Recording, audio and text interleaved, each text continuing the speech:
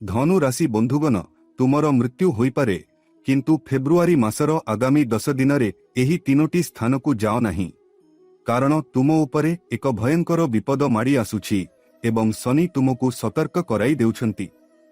जदि तुमे जानतारे किंबा अजानतारे एही तीनोटी स्थान को जाओ किंबा भूलवशतः सेठारे पाद दियो तेबे तुमे अकाल मृत्युर आशंकार सम्मुखीन हेब। देवी लक्ष्मी तुम घरु चली जिबे, तुमर भाग्य दुर्भाग्य रे परिणत हेब, तुमर जीवन नर्क परी होई जिब। तुमे दिनकू 2 खंड खाद्य लोभ करिब, तुमे लक्ष्यहीन भावरे बुलिबाकू बाध्य हेब। टंका तुम हातरे रहिबो नाही एवं समस्त टंका हॉस्पिटल किंबा अन्य कोनोसी स्थान रे खर्च हेब। तुमर भल काम संपूर्ण हेबा पूर्वरु भूल होई जिब।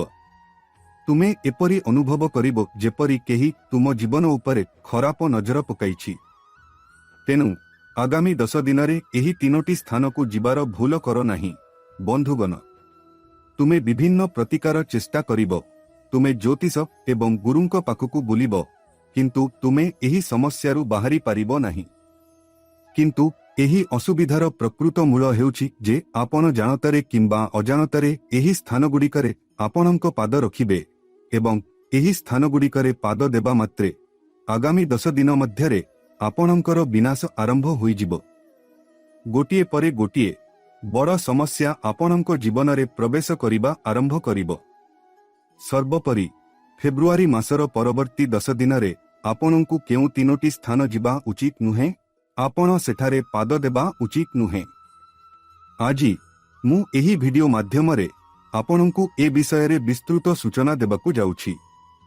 बंधुगण विपद बहुत अधिक हेउछि एवं एहा कारण एही मास सारा आपण शनिंक पछुआ गति द्वारा प्रभावित हेबे। राहु मध्य आपणंक उपरे नजर रखिबे। एठारे शनि आपणंक पंचम घरे बसिछंती जहाकू आपणंक टंका एवं आपणंक स्वास्थ्य पई सबुठारु गुरुत्वपूर्ण घर बोली विवेचना करा जाय। एहा आपणंक उज्जवल भविष्यतर घर मध्य। बंधुगण एपरी परिस्थिति रे आपणंक सहित जहा घटे सेथि पई आपण दायी रहिबे। जदि आपण भूलरे मध्य एठारे पाद दियंती बंधुगण आपणंकू बहुत सतर्क रहिबाकू पड़िबो एवं प्रत्येक प्रकारे आपणंक कार्यकू मजबूत करिबाकू पड़िबो कारण कर्मर दंडदाता एवं दाता शनिदेव आपणंक उपर नजर रखिछंती। एपरी परिस्थिति रे आपणंकर प्रत्येक कार्य आपणंक भविष्यतर मूलदुआ पकाई पारे। आपणंकर काली उज्जवल हेबो नचेत आपण गरीब हेबे।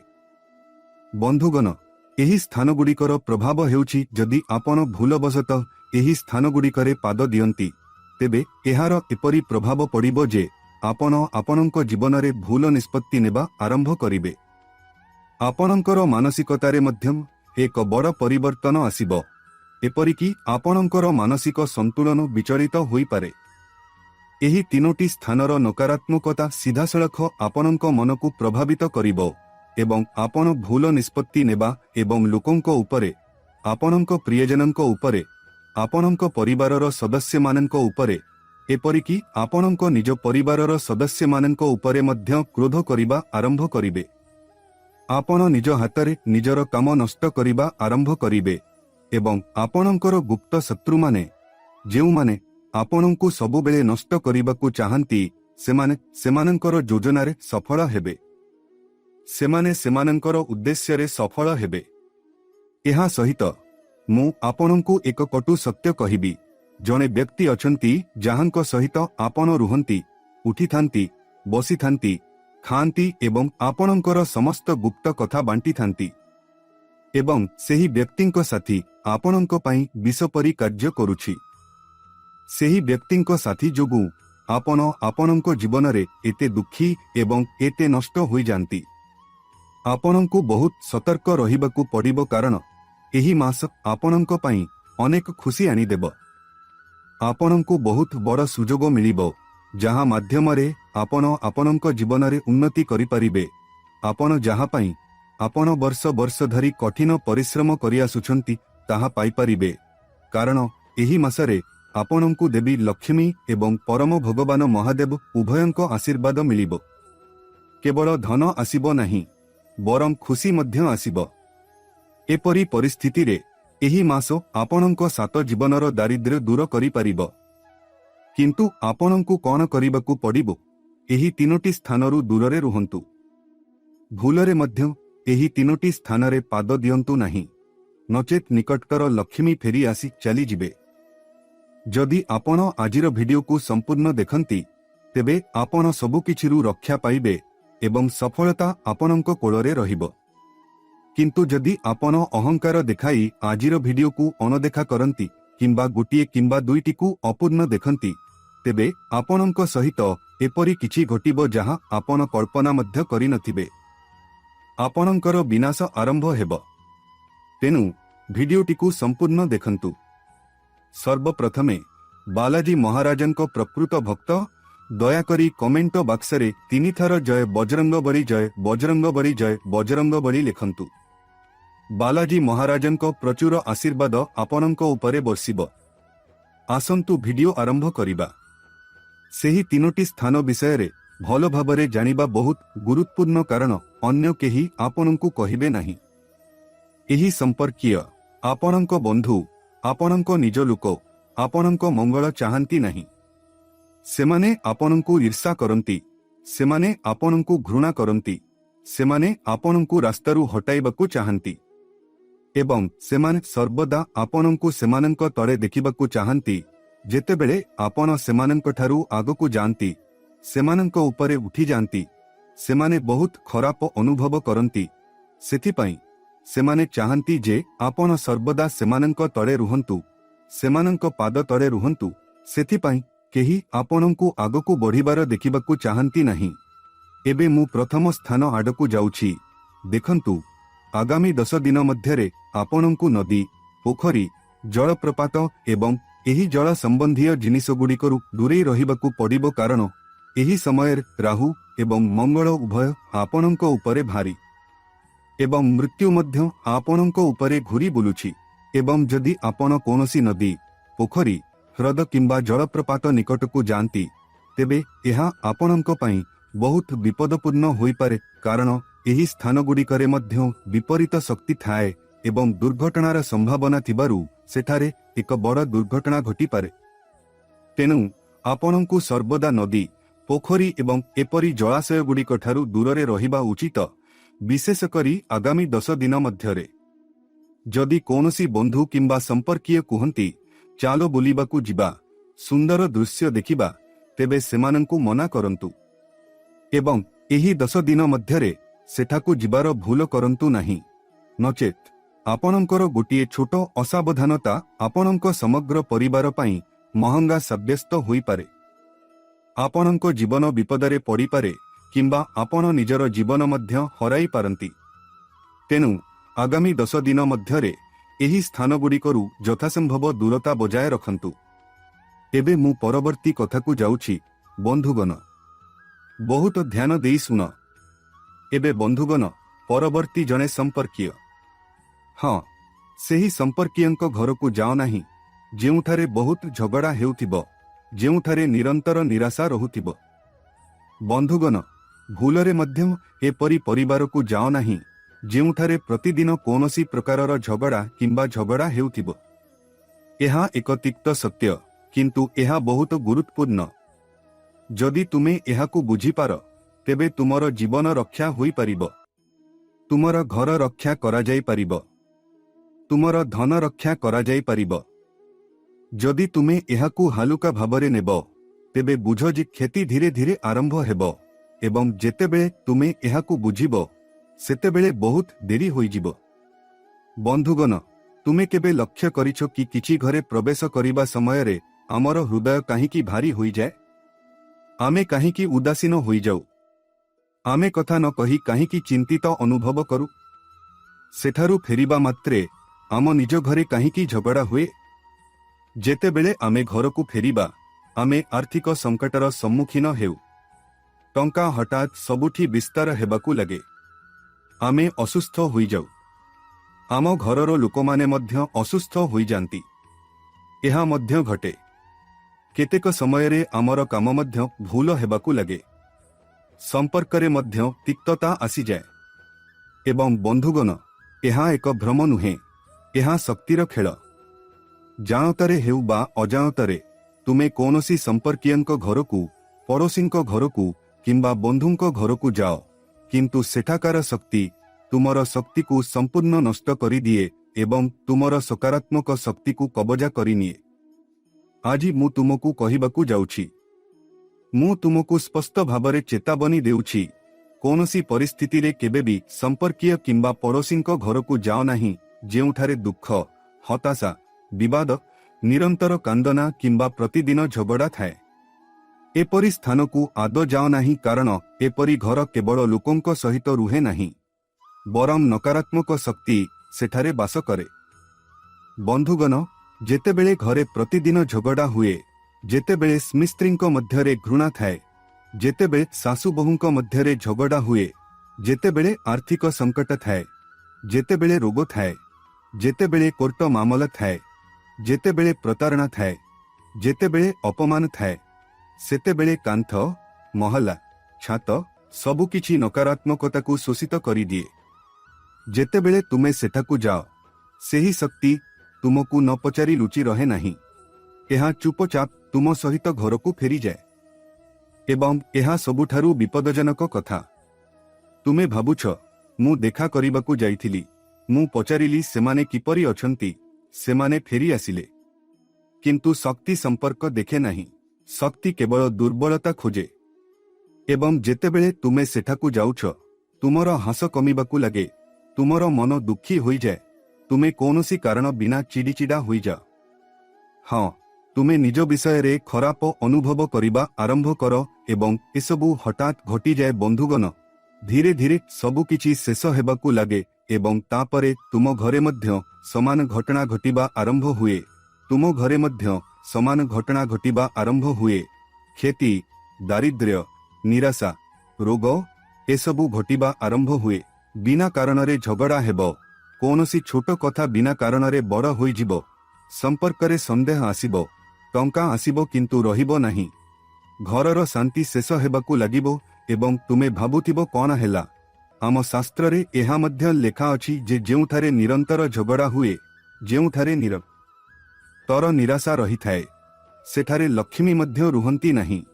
ଏବେ ବନ୍ଧୁଗଣ, ଆମେ କୌଣସି ପଡ଼ୋଶୀଙ୍କ ସମ୍ପର୍କୀୟଙ୍କ ପାଖକୁ ଯିବା ଉଚିତ ନୁହେଁ, ବରଂ ନିଜ ସହିତ ଏକ ସୁରକ୍ଷା କବଚ ନେବା ଉଚିତ। ନିଜ ସହିତ ଏକ ଧାରୁଆ ଛୋଟ ଛୁରୀ ନେବା ଉଚିତ। ହନୁମାନଜୀଙ୍କ ସୁରକ୍ଷା କବଚ ନେବା ଉଚିତ। ହନୁମାନଜୀଙ୍କ ନାମ ସହିତ ଏକ ସୂତା ଆପଣଙ୍କ ବେକରେ ବାନ୍ଧିବା ଉଚିତ। ତେବେ ଯଦି ତୁମେ ସେଠାକୁ ଯାଅ, ତେବେ ସମ୍ଭବ ଯେ ସେହି ସ୍ଥାନର ନକାରାତ୍ମକତା ତୁମକୁ ସ୍ପର୍ଶ ନ କରିପାରେ, ତୁମ ଉପରେ ନ ଆସିପାରେ। ତେଣୁ ଆଦୌ ଯାଅ ନାହିଁ ଏବଂ ଯଦି ଯିବା ଆବଶ୍ୟକ ହୁଏ, ତେବେ ଏହି ପ୍ରତିକାର ଅନୁସରଣ କର। ଏବେ ମୁଁ ପରବର୍ତ୍ତୀ ଜିନିଷ ଆଡ଼କୁ ଗତି କରୁଛି, ତା ପୂର୍ବରୁ ମୋର ସବୁ କଥା ପୁଣି ଶୁଣ। ଆଜି ବି ଜଗ୍ କାକାଜୀ ରାଜି ହୋଇନଥିଲେ ଆଟେ ଏବଂ ଏହା ଅନ୍ୟ ଓଜନରେ ଆହୁରି ଜାରି ରହିଲା। ଯଦି ତୁମେ ବୁଝିପାରୁନାହଁ, ତେବେ ବନ୍ଧୁଗଣ, ଆଗାମୀ 10 ଦିନରେ ବିନା ଆବଶ୍ୟକତାରେ ହସ୍ପିଟାଲ ଯିବା ତୁମ ପାଇଁ ଏକ ବଡ଼ ଭୁଲ ପ୍ରମାଣିତ ହୋଇପାରେ। ଏହା ତୁମ ଜୀବନରେ ବହୁତ ଉଚ୍ଛେଦ ସୃଷ୍ଟି କରିପାରେ। ବନ୍ଧୁଗଣ, ଏହା କୌଣସି ଅନ୍ଧବିଶ୍ୱାସ ନୁହେଁ, ଏହା ଶକ୍ତିର ସତ୍ୟ, ଗ୍ରହ ସ୍ଥିତି ଏବଂ ମାନସିକ ପ୍ରଭାବ। ବନ୍ଧୁଗଣ, ହସ୍ପିଟାଲ କୌଣସି ସାଧାରଣ ସ୍ଥାନ ନୁହେଁ, ଏହା ସେହି ସ୍ଥାନ ଯେଉଁଠାରେ ଯନ୍ତ୍ରଣା ଜମା ହୁଏ, ଭୟ ନିଶ୍ୱାସ ନିଏ, ଚିନ୍ତା କାନ୍ଥରେ ସ୍ଥିର ହୁଏ ଏବଂ ଆଶା ଏବଂ ନିରାଶା ପରସ୍ପର ସହିତ ଧକ୍କା ହୁଏ। ଅନେକ ଲୋକ ହସ୍ପିଟାଲରେ ମରେ, ଅନେକ ପ୍ରାଣ ହରାଇଥାନ୍ତି, ଅନେକ ଲୋକ ହସ୍ପିଟାଲରେ ଜୀବନର ଶେଷ ମୁହୂର୍ତ୍ତ ବିତାଇଥାନ୍ତି। ଏପରିକି ଅନେକ ଲୋକ ହସ୍ପିଟାଲରେ ଯନ୍ତ୍ରଣା ସହିତ ମୃତ୍ୟୁବରଣ କରନ୍ତି।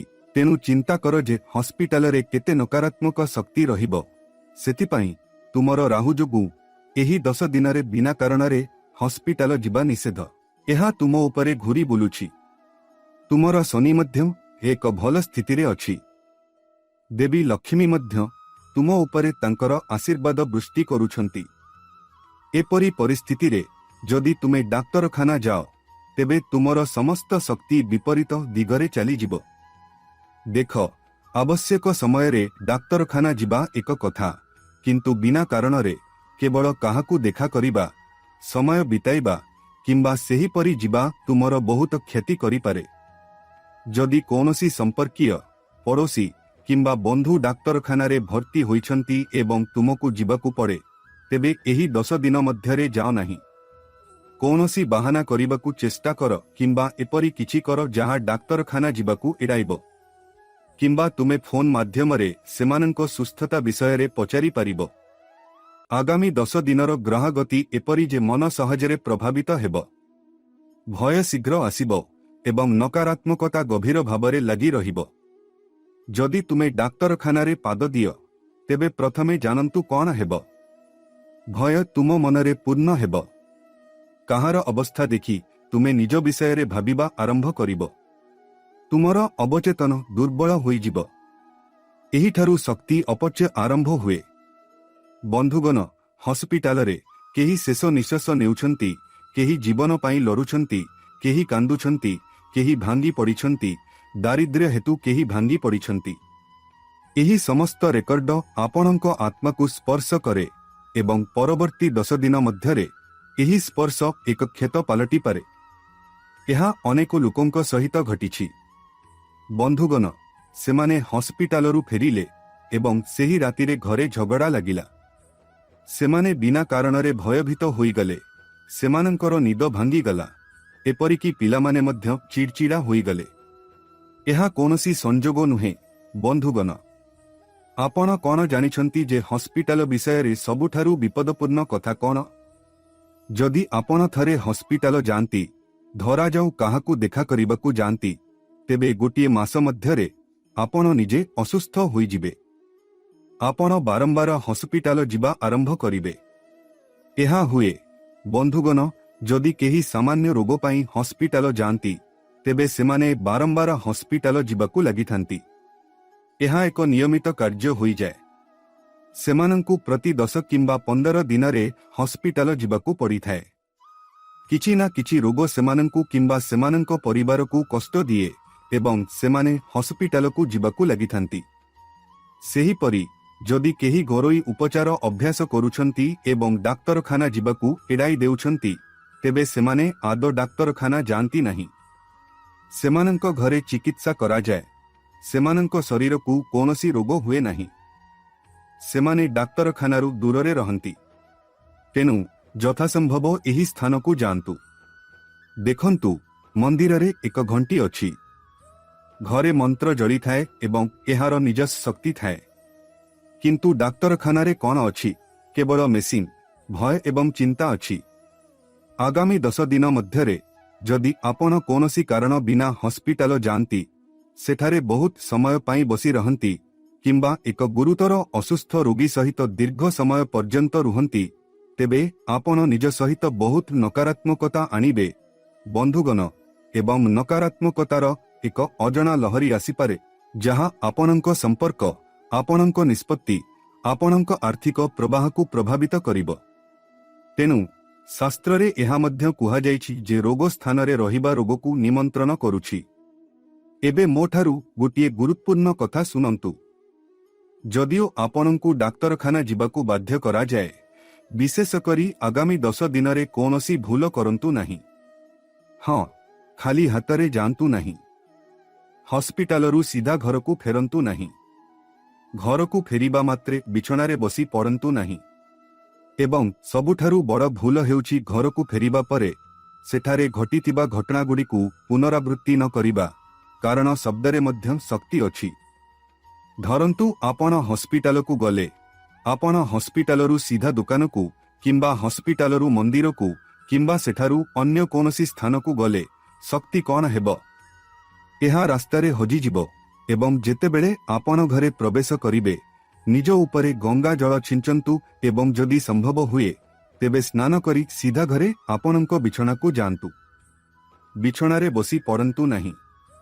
अनेक लोक हॉस्पिटलरू फेरी आसी सेमानंको परिस्थिति विषय रे कथाबार्ता करंती, कुहंती, ओह से मोर संपर्कीय, तांको अवस्था एते विपदपूर्ण हेउछि, तांको सहित एहा हेबाकू जाउछि, तांको सहित एहा हेबाकू जाउछि, सेठारे तांको अवस्था बहुत खराप, तांकर एही रोग अछि एवं एही ठारे परिस्थिति आहुरी खराप होई जाए। तेनु एहा करो नहीं। एहा विषय रे कथाबार्ता मध्य करो नहीं। जदि जिबा आवश्यक हुए तेबे मु आपणंकु कहितिबा पदक्षेपगुड़िकु अनुसरण कर, तेबे ही जा। हाथ गोड़ धोई दियो। किछि समय खोला स्थान रे ठिया हुओ। घरे प्रवेश करिबा पूर्वरु गभीर निश्वास निय। निज उपरे गंगा जल छिंच। एबे परवर्ती स्थान बंधुगण, तुमे कोर्ट, अरिया, पुलिस स्टेशन किंबा जेलरे बुलिबा उचित नुहे। बंधुगण, जदि तुमे तुमर जीवन रे एपरी स्थान को जाओ तेबे दन सृष्टि होई पारे जेउठारु बाहर को बाहरिबा सहज नुहे। एही स्थान गुड़िक केवल कोठा नुहे। प्रत्येक कांथ काहार भय सुनिछि, काहार असहायता देखिछि, काहार भविष्यत भुसुड़ी पड़िछि। तेनु पुलिस स्टेशन परिदर्शन कर नाही, अजथारे कोर्ट को जाओ नाही, नचेत तुमे चलिबो। तुमे निश्चय किछि कोर्ट अरिया देखिथिबो। जदि एहा जाए, एहा वर्ष वर्ष धरी चली थाए। जदि तुमे काहाकू देख, तार सारा जीवन कोर्ट जिबारे नष्ट होई जाए। केही जणे पुलिस स्टेशन बुली बुली बुली चली थाए। प्रतिदिन तांको विरुद्धरे किछि मिथ्या मामला रुजु हुए किंबा परिवारर केही तांको विरुद्धरे दायर हुए, तेनु से चली थाए। तेबे एसबु जिनिस कौन करे? सेमाने तुमको आकर्षित करंती एवं तुमको डाकिथांती। तेनु एही स्थानगुड़िकु जाओ नाही, बारंबार जाओ नाही। यथासंभव सेमानंकु एडांतु एवं परवर्ती कथाटी बहुत ध्यानर सहित सुनंतु। एबे बंधुगण, रातिरे मागणारे कौनसी निर्जन स्थान को जांतु नहीं, कारण वर्तमान तुमर शक्ति भल अछि। लक्ष्मींको आशीर्वाद तुम उपरे बर्षिछि। एवं जदि तुमे रातिरे एक निर्जन स्थान को जाओ तेबे सेही निर्जन स्थानर नकारात्मक शक्ति तुम उपरे आसीपारे, कारण राहु पूर्वरु तुम उपरे तांकर खराप दृष्टि पकाइछि एवं मृत्यु मध्य आसुछि। बंधुगण, एपरी परिस्थिति रे एही शक्ति सीधासळख आपणଙ୍କ उपरे पड़िपारे। तेणु एक निर्जन स्थान को जिबा पूर्वरु दुई थर चिंता करंतु एवं जदि आवश्यक हुए तेबे आपणଙ୍କ सहित एक धारुआ छुरी रखंतु। हनुमान जींको नामरे एक सूता तैयारी करी आपणଙ୍କ बेकरे पिंधंतु। तापरे जांतु। कौनसी ध्वंसावशेष किंबा निर्जन घर को जांतु नहीं, निर्जन रास्तारे जांतु नहीं। एवं श्मशान, हाँ, आपण एपरी स्थान को जिबारु मध्य दूरेई रहिबा उचित। एबे जने निकट संपर्कीयंको मृत्यु होईछि, एबे जिबा आवश्यक। एबे एहा नुहे जे आमे भूली जिबु एवं जिबु नहीं, आमको जिबाकू पड़िबो। किंतु किपरि जिबे, ध्यान देई सुनंतु। जेतेबेले आपण श्मशान को जाउछंती, घरु बाहरिबा समय रे आपणंकु आपणंक पकेटरे कर्पूर रखिबाकू पड़िबो। हाँ, आपणंकु आपणंक पकेटरे कर्पूर रखिबाकू पड़िबो। आपण समस्ते जानती जे कर्पूर नकारात्मक शक्ति को शोषित करे, एहा सूक्ष्म भय को मध्य काटी दिए एवं एबे एहा नकारात्मक शक्ति को आपणंक पाखकू आसीबाकू देबो नाही।